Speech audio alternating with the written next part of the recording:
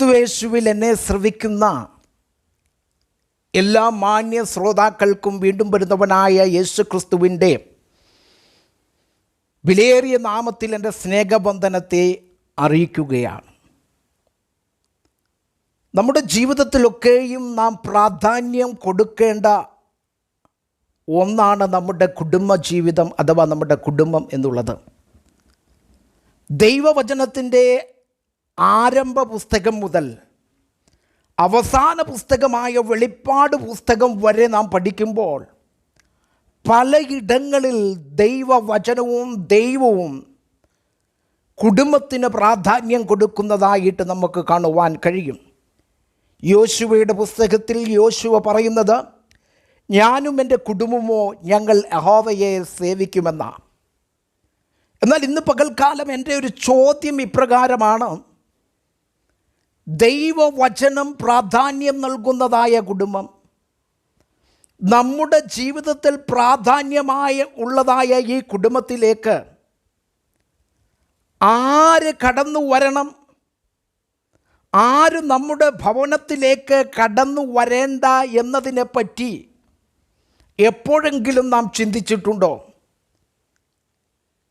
വിശുദ്ധ ബൈബിൾ നാം പഠിക്കുമ്പോൾ ബൈബിൾ നമ്മുടെ ആത്മീക പരിതസ്ഥിതിയെ സംരക്ഷിക്കുന്നതിനെപ്പറ്റി വളരെ വ്യക്തമായി പറഞ്ഞിട്ടുണ്ട്. സദൃശവാക്യങ്ങളുടെ പുസ്തകം 4-ാം അധ്യായം 23-ാമത്തെ വാക്യത്തിൽ പറയുന്നത്, സകല ജാഗ്രതയോടും കൂടെ നിന്റെ ഹൃദയത്തെ കാത്തുകൊള്ളുക, ജീവൻ്റെ ഉത്ഭവം അതിൽ നിന്നല്ലോ ആകുന്നത് എന്നാണ്. അപ്പം നമ്മുടെ ഭവനമെന്ന് പറയുന്നത് ശരിക്കും നമ്മുടെ ആത്മീക സന്തോഷവും സമാധാനവും സംരക്ഷിക്കപ്പെടുന്ന ഇടമാണ്. അതുകൊണ്ട് ഭവനത്തിലെ ആത്മീക സന്തോഷവും അതിൻ്റെതായ നിലയിൽ അത് കാത്തു സൂക്ഷിക്കേണ്ടത് വളരെ ആവശ്യമാണ്. ദൈവികമായ സമാധാനത്തെയും ദൈവികമായ സന്തോഷത്തെയും മറ്റുള്ളവരുടെ സാന്നിധ്യം കൊണ്ട് അതിനെ നശിപ്പിക്കുവാൻ നാം അനുവദിച്ചുകൂടാ. അതായത് നമ്മുടെ ഭവനത്തിലേക്ക് അതിഥികളായിട്ട് ആര് കടന്നു വരണം, ആര് കടന്നു വരണ്ട എന്നുള്ളതായ ഒരു തീരുമാനം നമ്മുടെ ജീവിതത്തിൽ നാം എടുക്കുന്നത് വളരെ നല്ലതാണ്. എന്തുകൊണ്ടെന്നാൽ തെറ്റായ വ്യക്തികളുടെ സാന്നിധ്യം നമ്മുടെ ഭവനത്തിൻ്റെ ആത്മീക അന്തരീക്ഷത്തെ മാറ്റുവാനിടയുണ്ട്. അതുകൊണ്ട് അങ്ങനെ നാം അകറ്റി നിർത്തേണ്ടതായ ചില സൗഹൃദങ്ങളെ പറ്റിയാണ് ഇന്ന് പകൽക്കാലം നാം ചിന്തിക്കുവാൻ താല്പര്യപ്പെടുന്നത്. അതായത് നമ്മുടെ ഭവനത്തിലേക്ക് ആര് കടന്നു വരണം, ആര് കടന്നു വരണ്ട എന്നിങ്ങനെയുള്ളതായ വ്യക്തികളെ നാം തിരിച്ചറിഞ്ഞാൽ നമുക്ക് നമ്മുടെ ഭവനത്തെ മറ്റു ദോഷങ്ങളിൽ നിന്ന് സംരക്ഷിക്കുവാനായിട്ട് കഴിയും. പുറകോട്ടൊന്ന് തിരിഞ്ഞ് ചിന്തിച്ചാട്ടെ, എത്രയോ തവണ നാം ഇങ്ങനെയുള്ള വ്യക്തികളെ തിരിച്ചറിയാതെ ഭവനത്തിൽ പ്രവേശിപ്പിച്ചിട്ടുണ്ട്. അത് മുഖാന്തരം ആത്മീക ജീവിതത്തിന് ഹാനി സംഭവിച്ചിട്ടുണ്ട്. ഒരു പക്ഷേ ഞാനിത് പറയുമ്പോൾ നിങ്ങൾ ചിന്തിക്കും, ഇങ്ങനെയൊക്കെ സംഭവിക്കുമോ എന്നൊരു പക്ഷേ നിങ്ങൾ വിശ്വസിക്കണമെന്നില്ല. ഒന്ന് ഞാൻ പറയാം, നാം മനസ്സിലാക്കുന്നതിനെക്കാട്ടിലപ്പുറത്ത് നാം ഭവനത്തിലേക്ക് സ്വീകരിക്കുന്നതായ വ്യക്തികൾക്ക്, അതായത് നമ്മുടെ ഭവനത്തിലേക്ക് കടന്നു വരുന്നതായ അതിഥികൾക്ക് നമ്മെ സ്വാധീനിക്കുവാൻ കഴിയും എന്നുള്ളത് ഇന്ന് പകൽക്കാലം മനസ്സിലാക്കുക. നാം ഒന്നാമതായിട്ട് മനസ്സിലാക്കേണ്ട ഒരു കൂട്ടർ എന്ന് പറയുന്നത്, ഒരു പശ്ചാത്താപവുമില്ലാതെ പാപത്തെ പ്രോത്സാഹിപ്പിക്കുന്നവർ. ഇങ്ങനെയുള്ളവരെ നമ്മുടെ ഭവനങ്ങളിൽ അതിഥികളായിട്ട് നമ്മൾ സ്വീകരിക്കുമ്പോൾ നാം ഒന്നും മനസ്സിലാക്കണം, അവർക്ക് നമ്മുടെ ഭവനത്തിലുള്ള വ്യക്തികളുടെ മേൽ സ്വാധീനം ചെലുത്തുവാനായിട്ട് കഴിയും. ഇങ്ങനെ പാപത്തെ പ്രോത്സാഹിപ്പിക്കുകയും അനുതാപമില്ലാത്ത ജീവിതം നയിക്കുന്നതായ വ്യക്തിജീവിതങ്ങൾ തങ്ങളുടെ ആഗ്രഹങ്ങൾക്കും ഇച്ഛകൾക്കും അനുസരിച്ച് ജീവിക്കുന്നവരാണ്. പാപത്തെ പറ്റിയും ഭക്തിയായ ജീവിതത്തെ പറ്റിയും ദൈവവചനം പറയുന്നതായ കാര്യങ്ങൾക്ക് ഇവരത്ര പ്രാധാന്യം കൊടുക്കാറില്ല.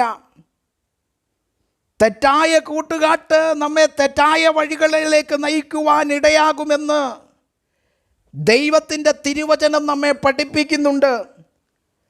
1 കൊരിന്ത്യരുടെ പുസ്തകം 15-ാം അധ്യായം അതിൻ്റെ 33-ാമത്തെ വാക്യം ഇത് വ്യക്തമാക്കുന്നു.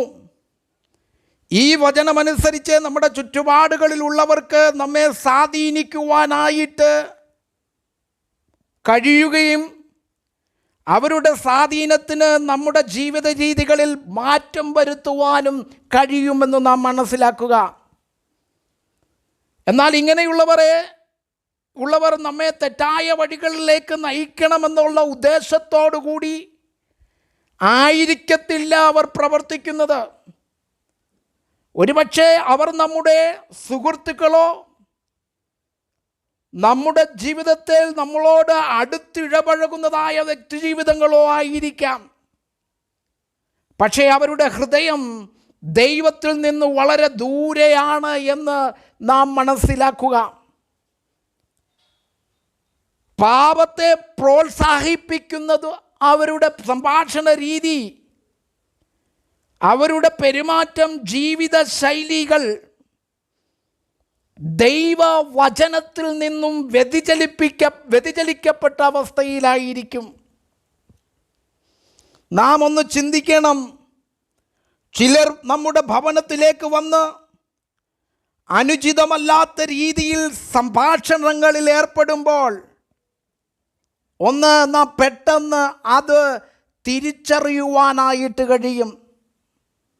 എന്ന് പറഞ്ഞാൽ അനുചിതമല്ലാത്ത രീതിയിൽ സംഭാഷണങ്ങൾ ആരംഭിക്കുന്നതിലൂടെ പാപത്തെ പ്രോത്സാഹിപ്പിക്കുന്ന വ്യക്തികളെ, ജീവിതത്തിൽ ഒരു അനുതാപ ഹൃദയമില്ലാത്ത വ്യക്തികളെ പെട്ടെന്ന് നമുക്ക് വിലയിരുത്തുവാൻ കഴിയും.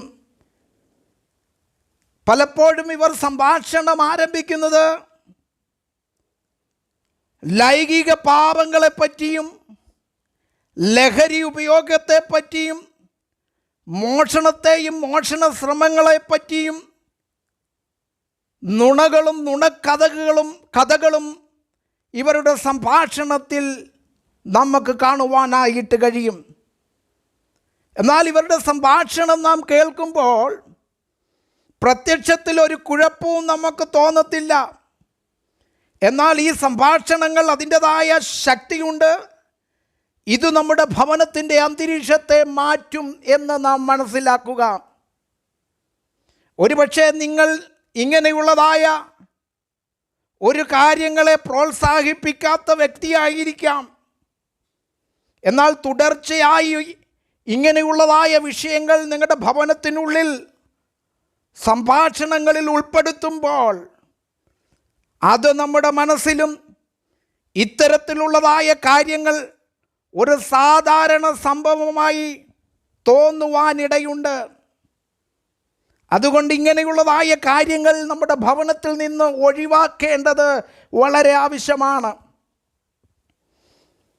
നാം എപ്പോഴും ഓർക്കേണ്ടതായ ഒരു കാര്യം, പാപം ആരംഭിക്കുന്നത് ഒരു വലിയ പ്രവൃത്തിയിൽ നിന്നല്ല. ഇത് ആരംഭിക്കുന്നത് പലപ്പോഴും ഒരു ചെറിയ കാര്യത്തിൽ നിന്നാണ്. അതൊരു പക്ഷേ നമ്മുടെ കാഴ്ചയിൽ നമുക്കത് ഹാനി വരുത്തുന്ന ഒരു സംഭാഷണമോ ഒരു പ്രവൃത്തിയോ ആയിരിക്കണമെന്നില്ല. മത്തായിയുടെ സുവിശേഷം 15-ാം അധ്യായം അതിൻ്റെ 18-ാമത്തെ വാക്യത്തിൽ കർത്താവ് പറഞ്ഞു, വായിൽ നിന്ന് പുറപ്പെടുന്നതോ ഹൃദയത്തിൽ നിന്ന് വരുന്നത് അത് മനുഷ്യനെ അശുദ്ധമാക്കുന്നു എന്നുള്ളതാണ്. പാപത്തെ പ്രോത്സാഹിപ്പിക്കുന്ന ഒരു വ്യക്തിയുടെ വാക്കുകളും പ്രവൃത്തിയും നമ്മുടെ ആത്മീക ജീവിതത്തിൽ വിള്ളൽ വരുത്തുവാനിടയാകും. ഇതുവരെയും നിങ്ങൾ കാത്തു സൂക്ഷിച്ചതായ ആത്മീക മൂല്യങ്ങൾ തകർന്നു പോകുവാൻ അത് ഇടയാകുമെന്ന് നിങ്ങൾ മനസ്സിലാക്കുക. ഒരിക്കലും നാം ചിന്തിക്കരുത് ഇത് വെറും സംഭാഷണങ്ങൾ മാത്രമാണ് എന്ന്. ഇങ്ങനെയുള്ളവരെ നമ്മുടെ ഭവനങ്ങളിൽ നിന്ന് നിരാകരിക്കേണ്ടത് വളരെ ആവശ്യമാണ്. അങ്ങനെ ചെയ്യാത്തിടത്തോളം കാലം നാം എന്താണ് ചെയ്യുന്നതെന്നറിയാമോ? പാപത്തിന് വാതിൽ തുറന്നു കൊടുക്കുകയാണ് ചെയ്യുന്നത്. 1 കൊരിന്ത്യരുടെ പുസ്തകം 6-ാം അധ്യായം അതിൻ്റെ 14-ാമത്തെ വാക്യം. 2 കൊരിന്ത്യരുടെ പുസ്തകം 6-ാം അധ്യായം അതിൻ്റെ 14-ാമത്തെ വാക്യം നമുക്ക് ഏവർക്കും സുപരിചിതമായ ഒരു വാക്യമാണ്. 6:14. നിങ്ങൾ അവിശ്വാസികളോട് ഇണയില്ല, പിണകൂടരുത്. നീതിക്കും അധർമ്മത്തിനും തമ്മിൽ എന്തു ചേർച്ച? വെളിച്ചത്തിന് ഇരുളിനോട് എന്ത് കൂട്ടായ്മ എന്ന് നാം അവിടെ വായിക്കുന്നു. ഈ വാക്യങ്ങൾ നമുക്ക് വെറും നിർദ്ദേശങ്ങൾ മാത്രമല്ല, ഇത് ഒരു മാർഗനിർദ്ദേശമാണ് നമുക്ക് നൽകുന്നത്. ഈ വാക്യങ്ങൾ വെറും ധാർമ്മികതയെക്കുറിച്ചല്ല പറയുന്നത്, നമ്മുടെ ആത്മീക സംരക്ഷണത്തെക്കുറിച്ചാണ് എന്ന് നാം മനസ്സിലാക്കുക. അതുകൊണ്ട് ഇന്ന് പകൽക്കാലം ഒന്നോർക്കുക, എത്രയോ തവണ മറ്റുള്ളവരുടെ സ്വാധീനത്താൽ നമ്മുടെ ആത്മീക ജീവിതത്തിൽ പിന്മാറ്റം സംഭവിച്ചു. ഇതൊരു പക്ഷേ സംഭവിച്ചത് നിങ്ങളുടെ ഏറ്റവും അടുത്ത വ്യക്തികളിൽ നിന്നായിരിക്കാം, അല്ലെങ്കിൽ നിങ്ങളെക്കുറിച്ച് വളരെ കരുതലുള്ളതായ വ്യക്തിയിൽ നിന്നായിരിക്കാം ഇങ്ങനെ സംഭവിച്ചത്. ചിലർ വന്ന് അവരുടെ സംഭാഷണം ആരംഭിക്കുമ്പോൾ ആദ്യം അത് ദോഷകരമല്ലാത്തതായ വിധത്തിൽ ഉള്ള സംഭാഷണങ്ങളായിരിക്കാം. ആത്മീക ജീവിതത്തെക്കുറിച്ചുള്ളതായിരിക്കും അവർ സംഭാഷിച്ചു തുടങ്ങുന്നത്. ജോലിയെക്കുറിച്ചോ സമൂഹത്തെ പറ്റിയോ കായിക വിനോദങ്ങളെ പറ്റിയോ ആയിരിക്കും അവർ സംഭാഷണം ആരംഭിക്കുന്നത്. എന്നാൽ സമയം കടന്നു പോകുമ്പോൾ സംഭാഷണ രീതിയും അതിൻ്റെ വിഷയങ്ങളും മാറിപ്പോകുന്നതായിട്ട് നമുക്ക് മനസ്സിലാക്കുവാനായിട്ട് കഴിയും. ഞാനൊരു കാര്യം നിങ്ങളെ ഓർപ്പിക്കട്ടെ, ഇങ്ങനെയുള്ളതായ സംഭാഷണങ്ങൾ അത് ആത്മീകരിൽ സന്ദേഹവും ചോദ്യചിഹ്നവും ഉയർത്തുന്നതിന് കാരണമാകുന്നു. അങ്ങനെ സന്ദേഹവും ചോദ്യചിഹ്നവും നമ്മുടെ ജീവിതത്തിൽ ഉണ്ടാകുമ്പോൾ എന്ത് സംഭവിക്കുന്നു എന്നറിയാമോ? അത് നമ്മുടെ ഭവനത്തിലെ ആത്മീക അന്തരീക്ഷത്തെ തകർക്കുവാനായിട്ട് ഇടയായിത്തീരുന്നു. ആത്മീക സംരക്ഷണം എന്ന് പറയുന്നത് കേവലം ബൈബിൾ വായിക്കുകയും പ്രാർത്ഥിക്കുകയും ചെയ്യുന്നത് മാത്രമല്ല, നാം വായിച്ചതും നാം പ്രാർത്ഥിച്ചതുമായ കാര്യങ്ങൾ നമ്മുടെ ജീവിതത്തിൽ പ്രാവർത്തികമാക്കുന്നതാണ്. അതായത് കേവലം പ്രാർത്ഥനയിലോ കേവലം വചനപഠനത്തിലോ കൊണ്ട് മാത്രം നമ്മുടെ ആത്മീക ജീവിതത്തെ സംരക്ഷിക്കുവാനായിട്ട് നമുക്ക് കഴിയത്തില്ല. നാം വായിച്ചത് നമ്മുടെ ജീവിതത്തിൽ പ്രാവർത്തികമാക്കുമ്പോഴാണ് ഒരു ആത്മീക സംരക്ഷണം എനിക്കും നിങ്ങൾക്കും കിട്ടുന്നത്.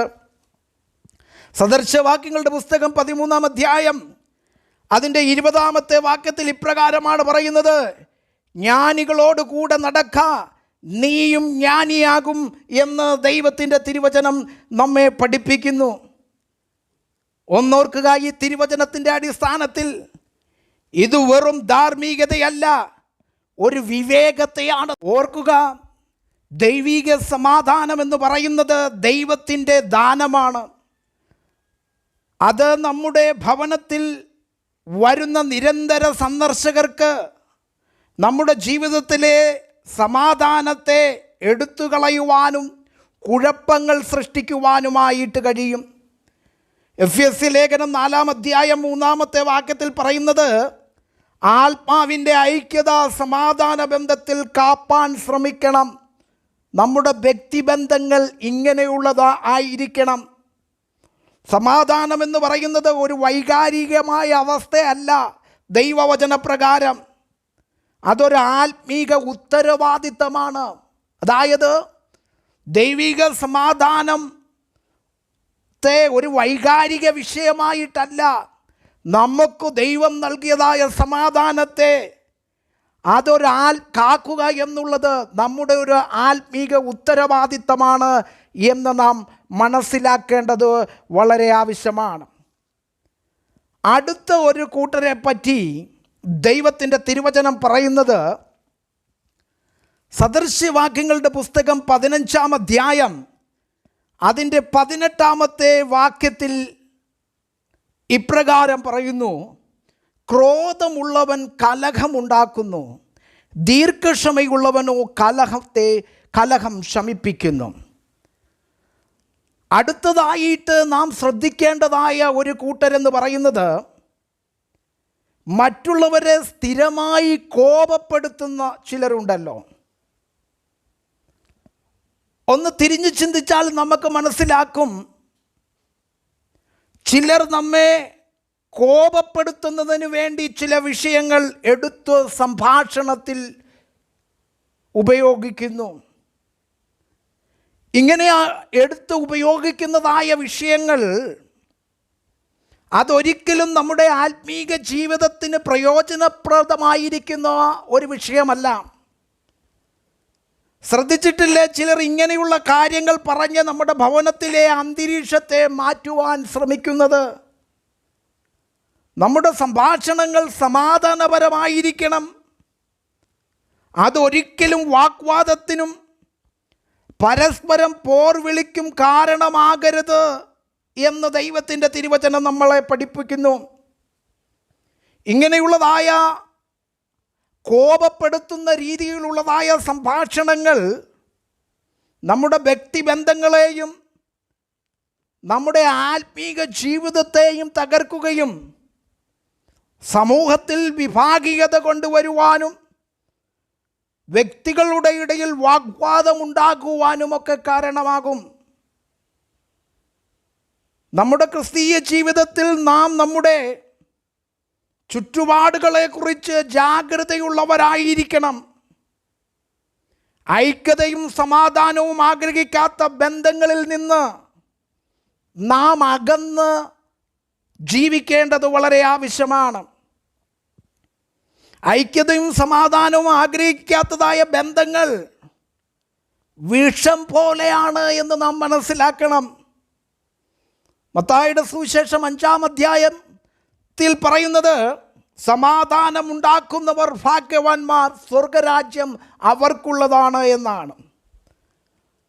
അതായത് ദൈവിക സമാധാനം എന്ന് പറയുന്നത് ഒരു ക്രിസ്തീയ മൂല്യമല്ല. ദൈവിക സമാധാനം അത് നമ്മുടെ ജീവിതത്തിൽ ദൈവരാജ്യത്തിൻ്റെ സാക്ഷാത്കാരമാണ് നടത്തുന്നതെന്ന് നാം മനസ്സിലാക്കുക. നമ്മുടെ ഭവനത്തിൽ എപ്പോഴും ദൈവിക സമാധാനം ഉണ്ടായിരിക്കണം.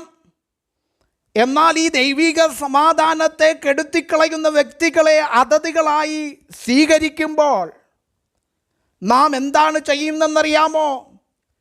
ദൈവവചനത്തിൻ്റെ അടിസ്ഥാന തത്വങ്ങളിൽ നിന്ന് നാം വ്യതിചലിക്കപ്പെടുകയാണ്. ഓർക്കുക, ദൈവിക സമാധാനം എന്ന് പറയുന്നത് ഒരു കോട്ടയാണ്.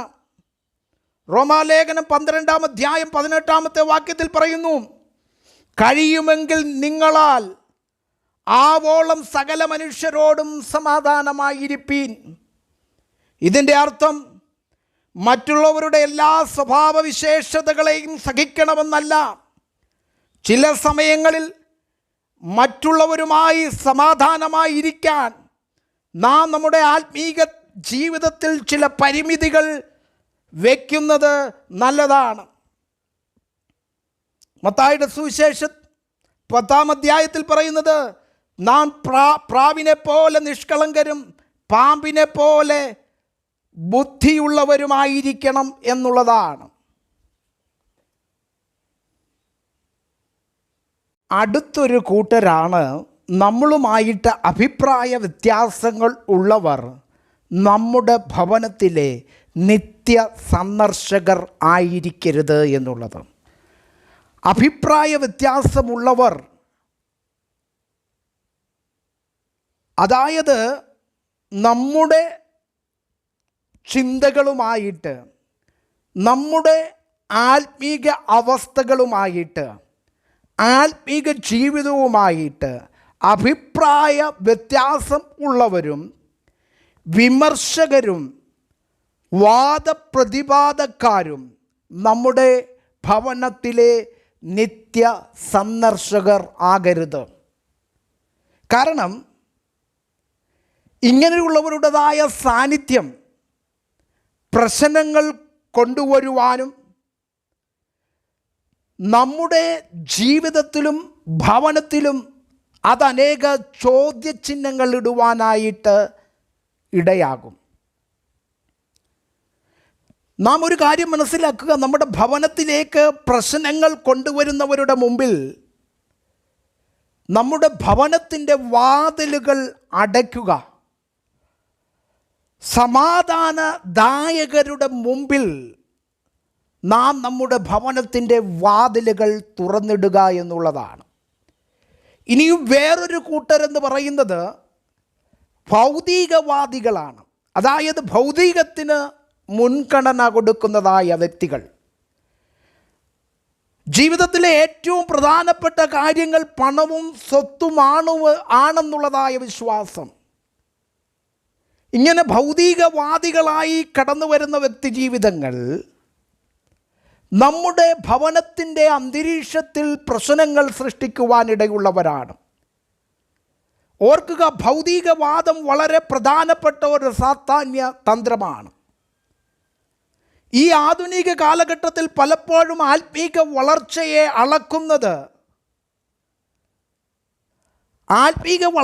അളക്കുന്നതിൻ്റെ ഒരു മാനദണ്ഡമായിട്ട് സമ്പത്ത് മാറിയിരിക്കുന്നതായിട്ട് നമുക്ക് കാണുവാൻ കഴിയും. ഇതിനൊരു പരിധിവരെ നമ്മുടെ സാമൂഹിക മാധ്യമങ്ങൾ, അതുപോലെ തന്നെ പാരമ്പര്യമായ ചില സംസ്കാര രീതികളൊക്കെയും സ്വാധീനം ചെലുത്തുന്നതായിട്ട് നമുക്ക് കാണുവാൻ കഴിയും. യേശു ഒരിക്കൽ പറഞ്ഞു, ഒരാൾക്ക് 2 യജമാനന്മാരെ സേവിപ്പാൻ കഴിയത്തില്ല.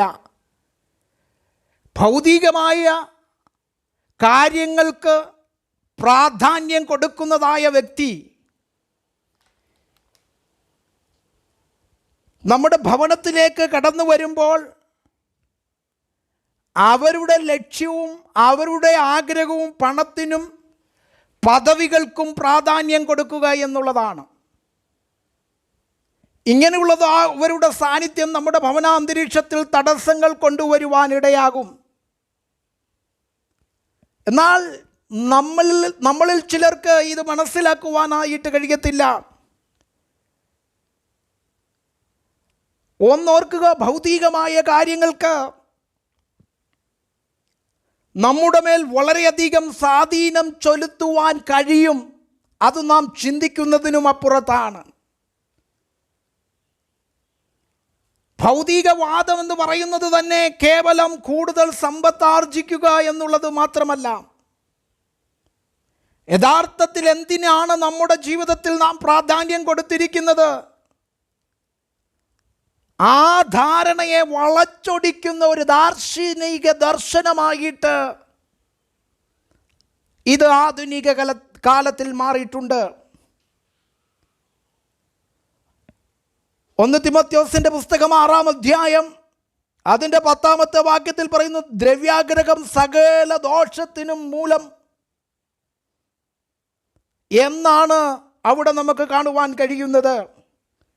ഭൗതിക വസ്തുക്കൾക്ക് അമിത പ്രാധാന്യം കൊടുക്കുന്ന ഒരു വ്യക്തി തൻ്റെ ആത്മീക ജീവിതത്തിൽ മാത്രമല്ല മറ്റുള്ളവരുടെ ജീവിതത്തിൽ കൂടെ കേടുവരുത്തുവാൻ ഇടയുണ്ടെന്ന് മനസ്സിലാക്കുക. ഇങ്ങനെയുള്ള വ്യക്തികൾ നമ്മുടെ ഭവനത്തിലേക്ക് കടക്കുമ്പോൾ അവരുടെ നേട്ടങ്ങൾക്കും വിജയങ്ങൾക്കും ജീവിത പരിചയങ്ങൾക്കും പരിചയങ്ങളും പങ്കുവെക്കുവാൻ തിടുക്കം കാണിക്കും. ഇങ്ങനെയുള്ള കാര്യങ്ങൾ നമ്മുടെ ജീവിതത്തിൽ നാമും ആഗ്രഹിക്കുന്നതിനും നാമും യത്നിക്കുന്നതിനും ഇടയാക്കുമെന്നുള്ള കാര്യം നാം മനസ്സിലാക്കുക. നാം പലപ്പോഴും ഇങ്ങനെയുള്ളതായ വ്യക്തികളുമായിട്ടുള്ള നിരന്തര സമ്പർക്കത്തിലേർപ്പെടുമ്പോൾ അവർ നമ്മുടെ ഭവനത്തിലെ നിരന്തരം സന്ദർശകരാകുമ്പോൾ നമ്മുടെ ആഗ്രഹങ്ങളും പലപ്പോഴും അവരുടെ ആഗ്രഹങ്ങളെ പോലെയാകുന്നു. പലപ്പോഴും നാം അവരെ നമ്മളുമായിട്ട് താരതമ്യപ്പെടുത്തുന്നതും അവരുടെ ജീവിതത്തെ നമ്മുടെ ജീവിതത്തിൽ പകർത്തുന്നതിനും ഒക്കെ ഇടയായി തീരും എന്നുള്ളത് നാം മനസ്സിലാക്കുക. ഇത് വളരെ അപകടം പിടിച്ചതായ ഒരു കാര്യമാണ്. ഇങ്ങനെ വെറും ഭൗതിക മോഹികളായി കടന്നു വരുന്നവരെ നമ്മുടെ ഭവനത്തിലെ നിത്യ സന്ദർശകരായി നാം സ്വീകരിക്കുമ്പോൾ മുകൾ പറഞ്ഞ രീതിയിലുള്ളതായ അപകടകരമായ കാര്യങ്ങൾ നമ്മുടെ ആത്മീക ജീവിതത്തിലും ഭൗതിക ജീവിതത്തിലും സംഭവിക്കുവാൻ ഇടയുണ്ട്. ഇനിയും അടുത്തൊരു കൂട്ടരാണ് ദൈവവിശ്വാസികളല്ലാത്തവർ. അതായത് വേറൊരു അർത്ഥത്തിൽ പറഞ്ഞാൽ കപടവിശ്വാസികൾ. നമ്മുടെ ഭവനത്തിലേക്ക് കപടവിശ്വാസികളെ അഥവാ ദൈവവചനത്തിൽ വിശ്വാസമില്ലാത്തവരെ നിത്യസന്ദർശകരായിട്ട് അനുവദിക്കുമ്പോൾ നാം വളരെയധികം ശ്രദ്ധാലുക്കളായിരിക്കണം.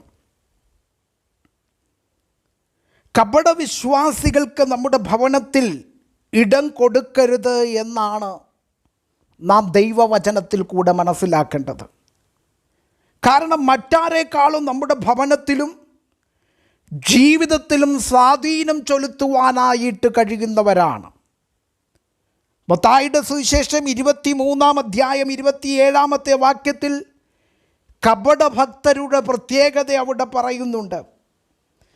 കപടഭക്തിക്കാർ ദൈവവചനത്തിൻ്റെ സത്യത്തിന് എതിരായി ജീവിക്കുന്നവരാണ് എന്ന് ഈ ഭാഗത്തിൽ നിന്ന് നമുക്ക് മനസ്സിലാക്കുവാൻ കഴിയും.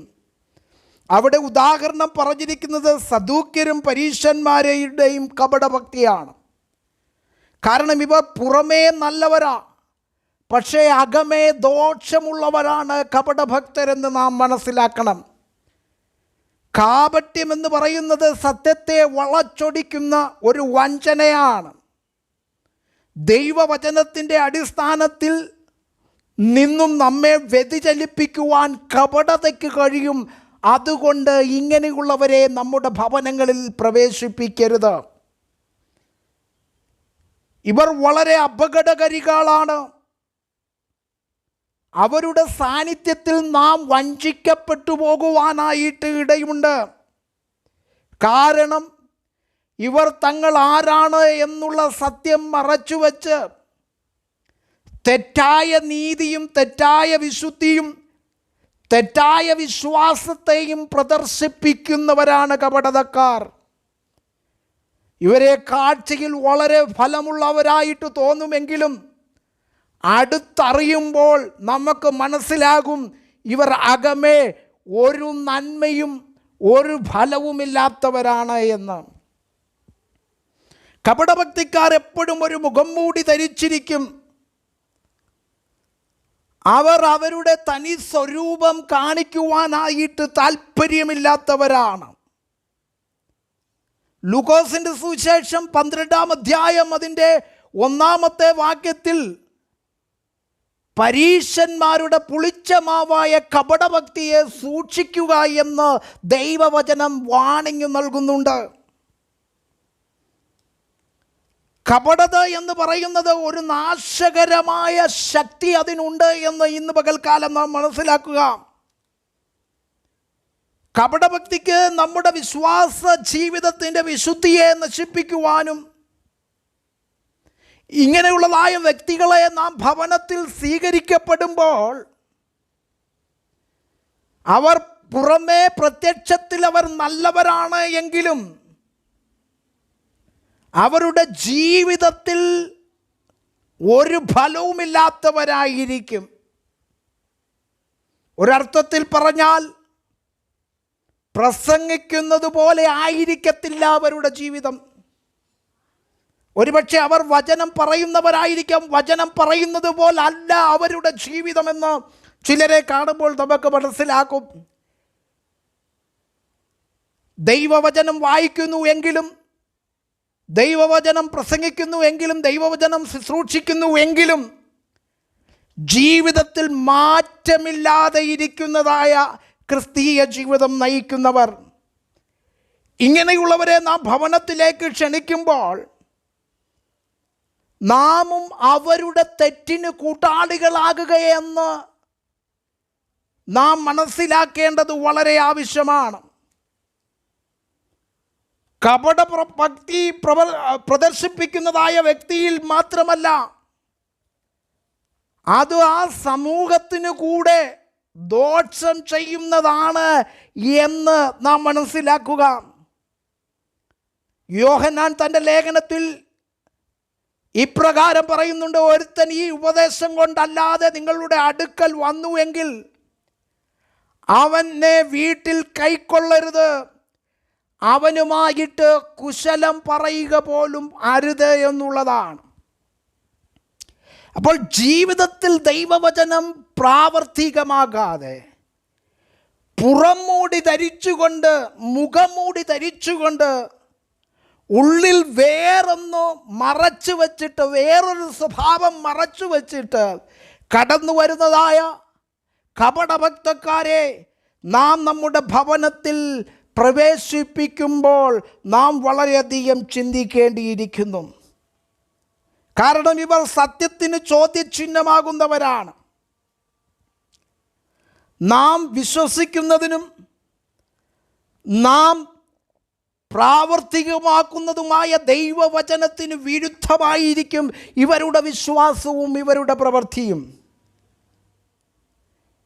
കപടഭക്തർ നിരന്തരം നമ്മുടെ നിത്യ സന്ദർശകരായാൽ ഒന്നോർക്കുക, അവർ നമ്മളും ദൈവവുമായിട്ടുള്ളതായ ബന്ധത്തെ വിച്ഛേദിപ്പിക്കുവാൻ അവർക്ക് കഴിയും. വ്യക്തികളുടെ പുറമേയുള്ള രൂപം കൊണ്ട് പലപ്പോഴും നാം അവരെ തെറ്റിദ്ധരിക്കുവാനായിട്ട് ഇടയുണ്ട്. ഇങ്ങനെയുള്ളവരെ ഭവനത്തിൻ്റെ അകത്തളങ്ങളിലേക്ക് ക്ഷണിക്കുന്നതിലൂടെ നാം അന്ധകാരത്തെ ഭവനത്തിലേക്ക് ക്ഷണിച്ചു വരുത്തുന്നവരാണ്. അതുകൊണ്ട് ക്രിസ്തീയ ജീവിതം നയിക്കുന്നതായ ഓരോ വിശ്വാസിയും നമുക്ക് ദൈവം നൽകിയിരിക്കുന്നതായ കുടുംബത്തിലേക്ക് ദൈവവചനപ്രകാരം ആരെ ക്ഷണിക്കണം, ആരെ ക്ഷണിക്കണ്ട എന്ന് തീരുമാനിക്കുവാനുള്ളതായ വ്യക്തിപരമായ അവകാശം ദൈവം നമുക്ക് തന്നിട്ടുണ്ട്. അതായത് പാപത്തിൽ തുടർന്ന് യാതൊരു അനുതാപവും ഇല്ലാത്തതായ വ്യക്തി ജീവിതങ്ങളെ ഭവനത്തിലേക്ക് ക്ഷണിച്ചാൽ അത് നമ്മുടെ ഭവനത്തിൻ്റെ അന്തരീക്ഷത്തെ മാറ്റിക്കളയുവാനായിട്ടിടയുണ്ട്. നമ്മളുമായിട്ട് അഭിപ്രായ വ്യത്യാസങ്ങളുള്ളവർ നിരന്തരം നമ്മുടെ ഭവനത്തിലെ സന്ദർശകരാകുമ്പോൾ അത് നമ്മുടെ ഭവനത്തിൻ്റെ അന്തരീക്ഷത്തെ താറുമാറാക്കുവാനും ആത്മീകമായ അധപ്പതനത്തിലേക്കും നമ്മെ നയിക്കുവാനായിടയായിത്തീരും. വെറും ഭൗതിക മോഹികളായി കടന്നു വരുന്നവർ, കപടഭക്തരായി കടന്നു വരുന്നവർ, ഇങ്ങനെയുള്ളവരെ നാം നമ്മുടെ ഭവനങ്ങളിൽ നിന്ന് അകറ്റേണ്ടത് വളരെ ആവശ്യമാണ്.